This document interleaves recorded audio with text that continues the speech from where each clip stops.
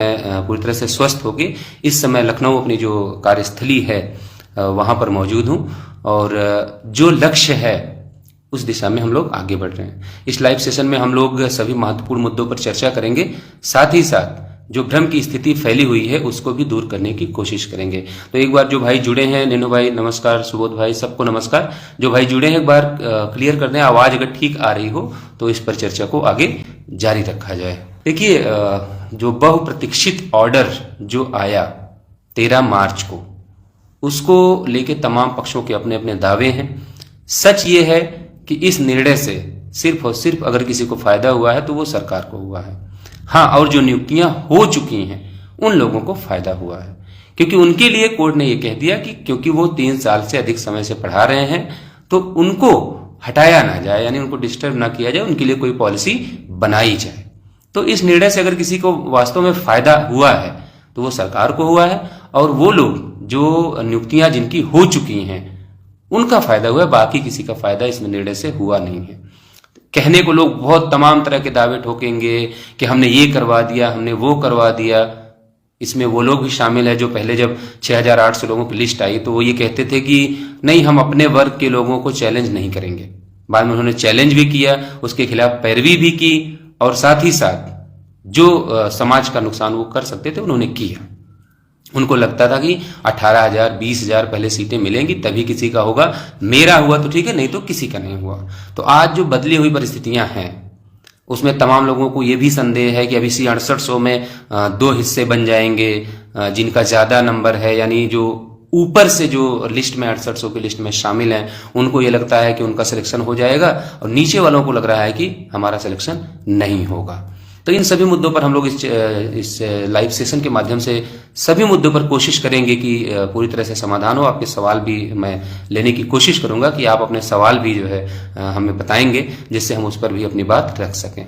तो जैसा कि मैंने आपको अवगत कराया कि इस ऑर्डर से अगर किसी का फायदा हुआ तो सिर्फ 2 लोग जिनका चयन हो चुका है, या तो सरकार के दोनों हाथों में लड्डू है। अब वो जो नियुक्तियां हो चुकी हैं उनको बचा भी देगी, और साथ ही साथ जो नियुक्तियां नहीं हो पाई यानी 6800 लोगों की, उनके जो है रवैये का सरकार इंतजार कर रही है कि वो क्या चाहते हैं। अगर वो कोर्ट खेलना चाहते हैं तो सुप्रीम कोर्ट तक लड़ने के लिए सरकार और विभाग के अधिकारी तैयार बैठे हैं। और अगर आप कोई सोल्यूशन चाहते हैं गौरव प्रधान के जजमेंट के हिसाब से, 13 मार्च का जो जजमेंट आया उसके हिसाब से अगर कोई निर्णय आप लेना चाहते हैं तो सरकार और विभाग के अधिकारी उसके लिए भी अभी भी प्रयास में लगे हुए हैं।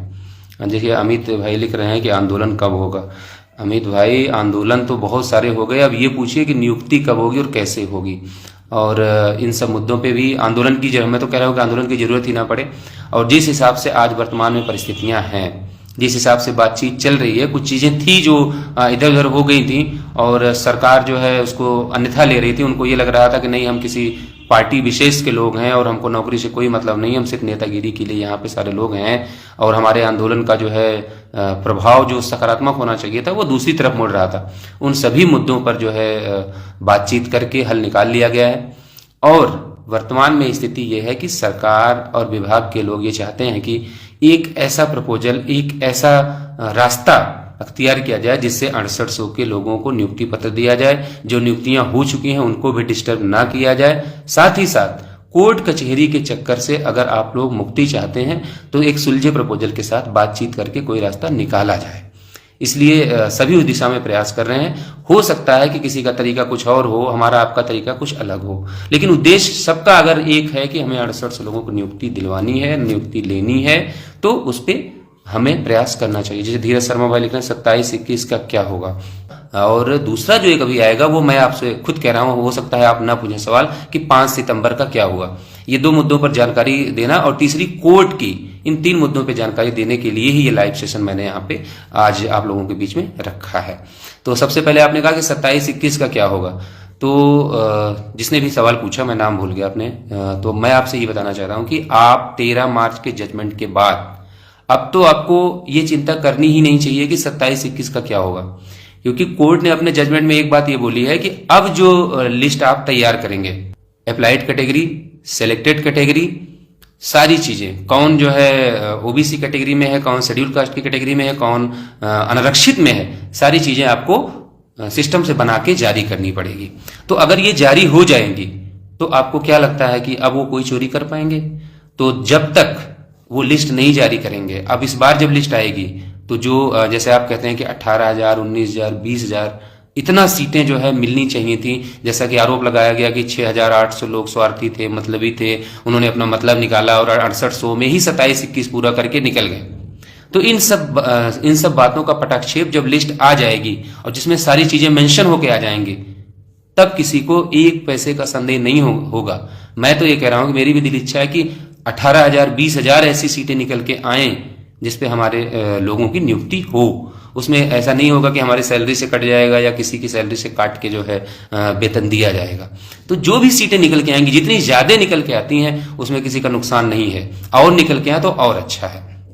तो ठीक है, मैं अभी आपके सवाल लूंगा और अभी आप लोग परेशान मत होइए कि सवाल आपके अभी ना लें, तो एक बार पूरी बात रख लें, फिर जो है हम लोग सवाल भी रखेंगे।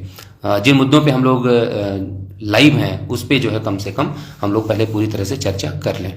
तो सबसे पहले मैंने आपको बताया कि जैसे 27-21 का प्रकरण हो गया। दूसरा प्रकरण जो है 5 सितंबर का, अभी लोग पता नहीं क्यों सवाल नहीं पूछ रहे हैं, पूछना चाहिए।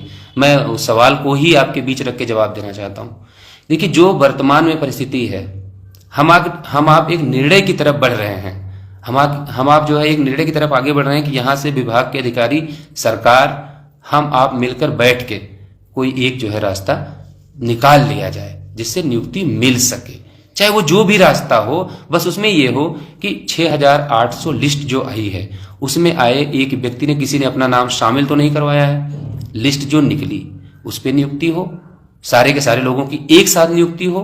और दूसरी बात एक जो ये है कि 27-21 के संबंध में कि और सीटें मिलनी चाहिए, तो मैं भी इस बात को कह रहा हूं कि 6800 के अलावा जितनी हमारी सीटों का नुकसान हुआ है उन सभी सीटों पर हमारे जिस भी वर्ग का जो है नुकसान हुआ हो उन सभी वर्ग के लोगों को नियुक्ति होनी चाहिए। इस बात में किसी को कोई संदेह नहीं होना चाहिए।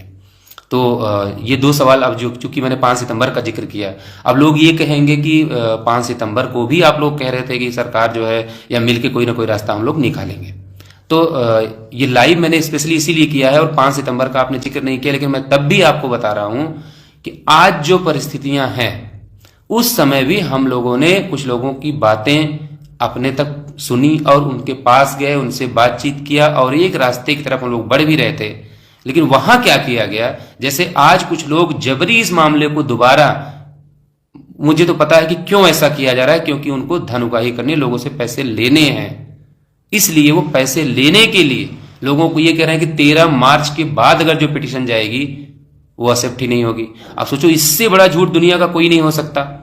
इससे बड़ा झूठ इसलिए नहीं हो सकता कि लगभग सारे लोग कोर्ट कचहरी में पहले से याची हैं और 100 से भी ज्यादा याचिकाएं जो कनेक्ट हैं। उसी जो महेंद्र पालन आदर्श की याचिका है जिसमें सारे बंच मैटर थे जो कनेक्ट हुए हैं, जिन पर निर्णय पारित हुआ है। अब बताओ, लोग इतने जानकार हो गए, वो कह रहे हैं कि 13 के बाद हो जाएंगे तो उनको शामिल ही नहीं किया जाएगा, उनकी सुनवाई नहीं होगी। तो मैं ऐसे लोगों से सिर्फ इतना कहना चाहता हूं कि सिर्फ आपको एक जो LLB कर रहा होगा स्टूडेंट, उससे बात कर लेनी है। उससे जब बात करेंगे वो आपको बताएगा कि क्या होगा और क्या नहीं होगा। हाल में याचिकाएं जाएंगी, लोग जाएंगे, लोग पहुंचेंगे और 13 तारीख नहीं, पता नहीं कितनी 13 आएंगी, कई साल तक 13 आती रहेंगी और जो है वहां पर याचिकाएं एक्सेप्ट होती रहेंगी और लोग याची भी बनते रहेंगे और ये सिलसिला चलता रहेगा। लेकिन अगर इतना आपके पास वक्त है कि अपने 2-3 साल आप खुद बर्बाद करना चाहते हैं, मैं बताऊं, ये जो 6800 की लिस्ट आई, तो इसी को चैलेंज करने वाले लोगों में कुछ 6800 के क्या कहें उनको, भाई मैं कोशिश ये करता हूं सोशल मीडिया पे किसी को बुरा ना कहा जाए। कुछ बहुत विद्वान, उनको ऐसे कहे, बहुत बुद्धिमान लोग थे, उन्होंने ही उन लोगों को पैसा दिया जो 6800 को रोकना चाहते थे, उनके साथ खड़े रहे। आज वही लोग वही काम दोबारा कर रहे हैं। और कुछ अपने बीच के लोग हैं जिनको ये लग रहा है कि मौका अच्छा है, अभी जितने याची बना लो उतने अच्छा है। तो मेरे भाई, मैं आप सबसे यही कहना चाहता हूं कि थोड़े दिन वेट कर लो। 5 सितंबर के लिए भी हम लोग प्रयास कर रहे थे और अपने प्रयास में लगभग सफल हो गए थे। उसके बाद जिस आदमी से मिलकर प्रयास किया जा रहा था उसको फोन करके पूछा जा रहा था कि हेलो, आपको पैसे मिले कि नहीं मिले। अगले आदमी ने बातचीत का जो सिस्टम था सब कह दिया कि नहीं भाई, अब हम आपसे कोई वार्ता नहीं करेंगे। आपने हमारी बातें अपने लोगों में शेयर की और वो लोग फोन कर करके रिकॉर्डिंग बना रहे हैं। हम आपकी कोई मदद नहीं करना चाहते, हम आपकी कोई मदद नहीं कर पाएंगे। तो अभी भी जो वर्तमान स्थिति है, हम लोग एक समाधान की दिशा में आगे बढ़ रहे हैं। अगर इसमें भी कुछ लोग कूद के कोर्ट कचहरी, देखिए 6800 के अलावा जो लोग कोर्ट में जा रहे हैं उनसे कोई एतराज नहीं, उनसे कोई दिक्कत नहीं, वो जाएं, उनको कोई दिक्कत नहीं। लेकिन 6800 का चयनित आदमी अगर कोर्ट में कोई पिटीशन लेके जाएगा या याची बन के जाएगा, इसका मतलब है कि वो खुद नहीं चाहता कि कोर्ट के बाहर उसकी नियुक्ति के लिए कोई प्रयास हो। और एक बार अगर न्यायालय से स्टेटस को यानी यथास्थिति बनाए रखने का आदेश या स्टे यानी स्थगनादेश यानी निर्णय पर जो है स्टे अगर हो गया, फिर आप चाहकर भी कुछ भी नहीं कर पाएंगे। फिर यह मामला डबल बेंच में चलेगा, फिर यह मामला सुप्रीम कोर्ट चलेगा, और 2 साल 3 साल 4 साल बाद क्या निर्णय आएगा, किसको क्या मिलेगा, ये कोई नहीं जानता। तो अगर आप लोग ये चाहते हैं कि 6800 का मामला भी कई साल तक सुप्रीम कोर्ट तक चले, तो आप लोग खुशी खुशी याची बनिए, जिसको पैसा देना उसको दीजिए। और इतना देखिए, हम लोग ना किसी से कोई पैसा मांग रहे हैं कि हम कितने दिन से संघर्ष कर रहे हैं, एक पैसा नहीं आया है, आप लोग पैसा दीजिए। अपने कुछ भाई हैं जिन्होंने व्यक्तिगत मदद की, मैं नाम लेना भी चाहूं अगर उनका, तो अगर नाम लूंगा, अगर उसमें एक भी नाम छूट गया तो भी बुराई है, इसलिए मैं नाम नहीं लेना चाहता।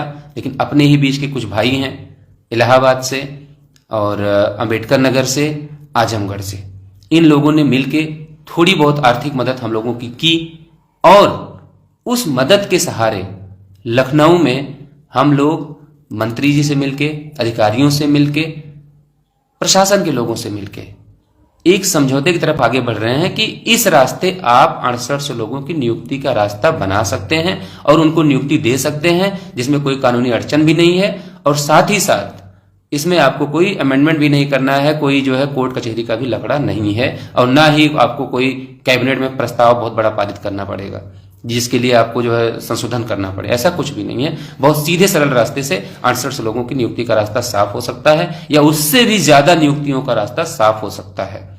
इसलिए आप जो है रास्तों पर आगे बढ़िए उस दिशा में। कल हमारे कुछ भाई बहन जिन्होंने मुलाकात की है, प्रियांशु गुप्ता लिख रहे हैं, मेरा नाम ही बोलो ठीक है प्रियांशु भाई, नाम में क्या रखा है यार, सबके नाम ले सकता हूं मैं, लेकिन टाइम जो है बर्बाद हो जाएगा। तो मैं आपसे यही बता रहा था कि हम लोग जिस रास्ते पे आगे बढ़ रहे हैं उसमें ना तो आपको 2000 रुपया किसी को चंदा देना है, ना तो व्यक्तिगत किसी के जो है खाते में पैसा देना है, ना मुझे देना है, ना किसी और को देना है। हम लोग 2 4 6 10 लोग जो सक्षम लोग हैं सबसे मिलके जब तक चल रहा है तब तक हम लोग चला रहे हैं। और जिसको बहुत जल्दी हो कि भाई वो याची बन जाएगा, उसको जल्दी से नियुक्ति पत्र मिल जाएगा, ऐसे लोगों को उनका नियुक्ति पत्र मुबारक। 5 सितंबर को भी हम लोग बिल्कुल सफल होते होते रह गए, उसकी वजह मैंने आपको बता दी। यकीन करना हो करिए, ना करना हो कोई बाध्यता नहीं है। उस समय भी हम लोग नियुक्ति के नजदीक थे, जब बात यहां तक हो गई थी कि यहां से अगर बात नहीं बनेगी तो हम सीधा आपको देश के गृह मंत्री जी से मुलाकात करवाएंगे। वहां पे हम लोगों के सामने ही बात की गई, उसके बाद भी लोगों को यकीन नहीं हुआ। उनसे फोन करके बोला गया कि आपको ऐसा ऐसा हुआ है क्या, क्या आपको किसी ने पैसा दिया है कि नहीं दिया है। इन सब बातों के बाद अगर आपको उम्मीद थी कि कोई हमारी मदद करेगा, तो मुझे नहीं लगता कि इससे ज्यादा गलतफहमी खुशफहमी पालने की जरूरत है। तो मेरा ये मानना है, मैं आप सबसे लाइव सिर्फ इसीलिए जुड़ा हूं और इस पेज पे लाइव इसीलिए मैं आया कि मैक्सिमम लोगों तक बात अपनी पहुंचा सकूं। और मुझे उम्मीद है कि आप लोग जब भी वीडियो को देखेंगे, जो भाई जुड़े हुए हैं वो भी शेयर करेंगे, जो बाद में देखेंगे वो भी शेयर करके अपने लोगों को पहुंचाने की कोशिश करेंगे कि वर्तमान में माननीय बेसिक शिक्षा मंत्री जी, अधिकारी और हम सभी लोग मिलकर एक जो है रास्ता बनाने की कोशिश कर रहे हैं कि किसी भी तरीके से इसी ऑर्डर के बहाने जो नियुक्तियां हो चुकी हैं उनके लिए तो सरकार पॉलिसी बनाए और वो बनाएगी ही बनाएगी। साथ ही साथ किसी को बाहर ना किया जाए, और जो नियुक्तियां हो सकती हैं यानी 6800 से भी अधिक नियुक्तियां अगर सरकार करना चाहे तो उसके पास ये रास्ते हैं। इन रास्तों पर आगे बढ़कर उन्हें नियुक्ति देनी चाहिए और इस मामले का संपूर्ण समाधान इसी ऑर्डर के हवाले से होना चाहिए। तो इन सभी मांगों के साथ हम लोग आगे बढ़ रहे हैं और आपसे सिर्फ इतनी गुजारिश है कि आप लोग अभी थोड़ा सा कोर्ट के मामलों में जल्दबाजी मत करिए। और सबसे बड़ी बात, अगर आप 6800 लिस्ट में चयनित हैं तो आप जो है थोड़ा सा पेशेंस रख लीजिए, क्योंकि एक बार न्यायालय से अगर स्टे हो गया तो आपसे सिर्फ इतनी गुजारिश है कि आप लोग अभी थोड़ा सा कोर्ट के मामलों में जल्दबाजी मत करिए। और सबसे बड़ी बात, अगर आप 6800 लिस्ट में चयनित हैं तो आप जो है थोड़ा सा पेशेंस रख लीजिए, क्योंकि एक बार न्यायालय से अगर स्टे हो गया तो आप डबल बेंच में अगर बहुत अच्छी पैरवी होगी, बहुत अच्छी पैरवी का मतलब अगर सरकार कहेगी कि नहीं हमें जल्द से जल्द आप जो है इस मामले का निस्तारण करके दीजिए, तब जाके ये मामला कम से कम, चूंकि बीच में गर्मी की छुट्टियां भी होंगी, समर वेकेशन होगी, उसके बाद फिर आगे चल के किस हिसाब से डबल बेंच में सुनवाई चलती है। क्योंकि आप अगर देखेंगे कि जब कट ऑफ मैटर पे सुनवाई चल रही थी तो मुझे लगता है कि आपको बहुत अच्छे से जानकारी होगी कि कितने महीने और कितने साल लग गए थे डबल बेंच से फैसला आने में। तो सिर्फ इतना आपको ध्यान देना है कि अगर आप कोर्ट कचहरी के चक्कर में एक बार और पड़ गए तो चीजें आपकी कई साल के लिए पीछे जाएंगी। क्योंकि एक साल अगर आप बहुत अच्छी सुनवाई होगी तो एक बार यहाँ 1 साल और 1 साल सुप्रीम कोर्ट मिनिमम, तो ये जो है आप करेंगे। मैं आपसे गुजारिश करूंगा कि कोर्ट के मामलों के लिए आपके पास पूरे 3 महीने का टाइम है। 3 महीने में आप कभी भी जा सकते हैं, आगे कोर्ट में जा सकते हैं। और आपको पता होना चाहिए कि 2020 में लोहा सिंह पटेल के नाम से पहली आरक्षण याचिका पड़ी थी, और उसके बाद उन याचिकाओं के लोहा सिंह पटेल की याचिका के बाद 2023 का तो नहीं कह सकते, लेकिन 2022 के दिसंबर तक लगातार याचिका पर याचिका पड़ी हैं। वो याचिकाएं एक्सेप्ट हुई हैं, उन पे सुनवाई हुई और उनको जाके टैग किया गया है।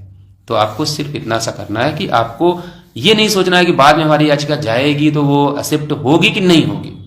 एक्सेप्ट तो हर हाल में होगी, वो जाके कनेक्ट भी होगी और उस पर सुनवाई भी नहीं होगी।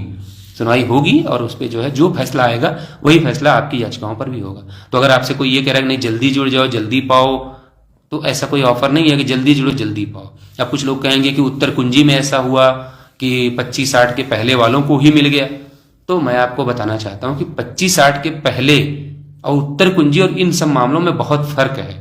इसमें सिर्फ और सिर्फ इतना होना है कि जब तक अंतिम निर्णय नहीं आएगा उसके पहले जितनी याचिकाएं आएंगी, क्योंकि सिंगल बेंच का जो जजमेंट है आप देखेंगे, जो उत्तर कुंजी का मामला था वहां भी जो सिंगल बेंच का जजमेंट हुआ उसी को डीबी ने कहा और उसी को सुप्रीम कोर्ट ने कहा, तो अलग कुछ नहीं आएगा।